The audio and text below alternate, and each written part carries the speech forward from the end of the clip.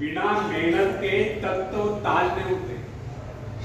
ढूंढ लेते हैं जुगनू अंधेरे में भी मंजिल, ढूंढ लेते हैं जुगनू अंधेरे में भी मंजिल, क्योंकि वे किसी बाहरी रोशनी के मोहताज नहीं होते, वे स्वयं प्रकाशित होते। धन्यवाद।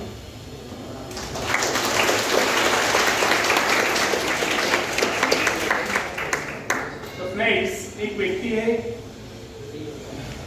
जिसके शरीर में स्वच्छ रक्त संचार हो रहा है, जिसके चौड़े कंधे हैं,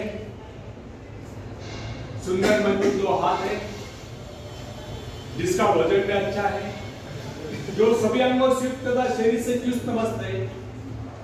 ऐसा व्यक्ति अगर दूसरों से सहायता मांगता है तो आप उसे क्या कहेंगे, उसके बारे में क्या सोचेंगे? अवश्य वह सर्वांग संपन्न होकर भी अपंग कहलाएगा। आप ऐसे अपंग मत बनिए, आप सामर्थ्यवान बनकर दिखाइए, आप ऐसे बनकर दिखाइए कि लोग आपसे सहायता पाने की चेष्टा करें। क्या आपको पता है कि आप जिन लोगों को जानते हैं उनमें बहुत से ऐसे हैं जिन्हें किसी दूसरों से सहायता की प्रतीक्षा है। सही बात तो यह है कि उनमें से बहुत से लोगों को इस बात का भी पता नहीं कि उन्हें जो सहायता चाहिए वो कहां से मिलेगी। फिर भी वे इंतजार करते और सोचते रहते कि बस अब उनका काम बनने वाला है, उन्नति के द्वार खुलने वाले हैं, कोई उनकी मदद के लिए आएगा, उनके सारे कष्ट दूर होंगे। क्या ऐसा संभव है? वास्तव में कोई किसी की सहायता करता है? ऐसे सोचने वालों ने अपने गिरेबान में झांक कर देखना चाहिए कि क्या उन्होंने किसी दूसरों की कितनी सहायता की, उन्होंने आज तक किसकी कितनी मदद की। क्या कोई ऐसा व्यक्ति है जो कहे कि उन्होंने उसे सहायता की थी इसलिए वो आज उन्नति की चोटी पर? फ्रेंड्स, यदि आपने या उन्होंने किसी दूसरों की सहायता नहीं की तो फिर किसी दूसरों से सहायता की प्रतीक्षा करो। ऐसे लोग केवल अपने भूल के कारण आगे बढ़ने से रह जाते हैं। हर इंसान को चाहिए कि वो केवल अपने सहारे आगे बढ़े, लौटने के रास्ते से मुंह फेर कर बिना किसी के सहारे आगे बढ़ता जाए। आत्मनिर्भरता से तो मनुष्य शक्तियां विराट रूप धारण करके प्रकट होती है। आत्मविश्वास ही सफलता की नींव है। इसी आत्मविश्वास के सहारे हम दूसरों की सहायता करने में सफल हो सकते हैं। फ्रेंड्स, एक बहुत बड़े प्रबंधक का, एडमिनिस्ट्रेटर का कहना है, मैं अपने बेटे को ऐसी कंपनी में नियुक्त करना चाहता हूं जहां उसे कठिनाइयों का सामना करना पड़े, क्योंकि इससे उसकी सहन शक्ति और कुशलता विकसित हो। यदि मैं उसे अपनी कंपनी में रखूंगा तो वो मेरे भरोसे बैठा रहेगा और हर निर्णय के लिए वो मेरा मुंह ताकता रहेगा। उसमें ठहरे हुए पानी की तरह सड़ान उत्पन्न हो। आप सभी जानते हैं, ठहरे हुए पानी पर मच्छर गुनगुनाते हैं, तो बहते हुए पानी पर राजहंस तैरते हैं। कितने सुंदर विचार थे उसको।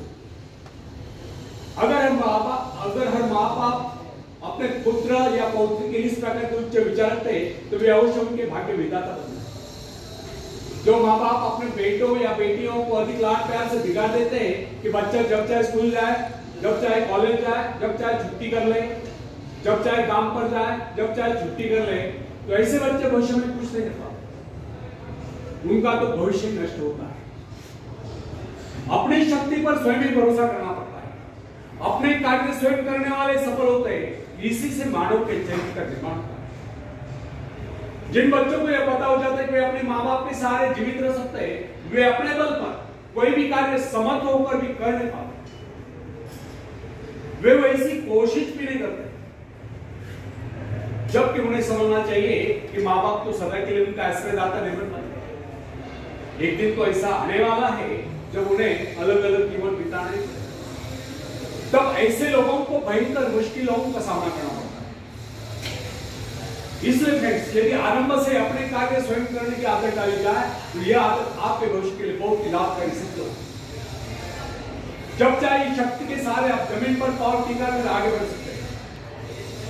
सफल वही होता है जो अपनी शक्ति पर भरोसा करता है। अपने काम स्वयं करने वाले सफल होते हैं। दूसरों के सहारे आगे बढ़ने वाले अक्सर भंवर में फंस जाया करते हैं। फ्रेंड्स, जिस नाव की पतवार आपके हाथ में नहीं, वह नाव आपको पार करा दे, इस बात की क्या है? आपका जीवन तो उसके हाथ में है जिसके हाथ में नाव की पतवार है। वो चाहे तो आपको डुबो दे, चाहे पार कर दे।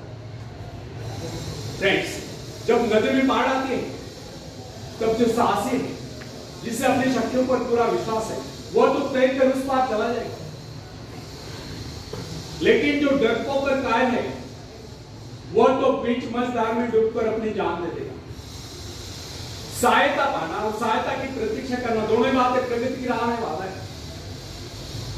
अतः हर युवक या युवती के लिए आवश्यक है कि वो शुरू से ही अपने काम स्वयं करने की आदत डाले।